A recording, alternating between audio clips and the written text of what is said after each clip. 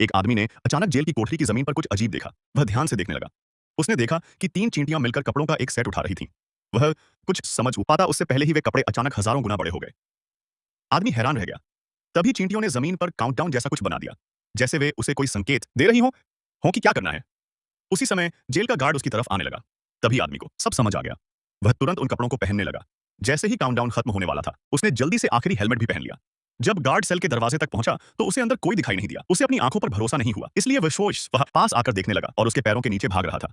वह एक छोटी सी दरार से फिसलकर बाहर निकल गया, लेकिन जैसे ही वह सीढ़ियों से कूदकर भागने वाला था, उसके सामने चींटियों की पूरी सेना आ गई। यह देखकर आदमी डर के मारे कांपने लगा। लेकिन अच्छी बात यह थी कि चींटियां नियमों वाली थीं और किसी सुरक्षित इंसान को नुकसान नहीं पहुंचाती थीं। तभी उसके सिर के ऊपर से जोरदार आवाज आई। एक चींटी हेलीकॉप्टर उसके सामने आकर उतरा।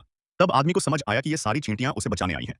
वह तुरंत उस पर चढ़ गया। उधर जेल में उसके भागने से गार्ड्स में हड़कंप मच गया था। सब उसे पकड़ने के लिए दौड़ पड़े।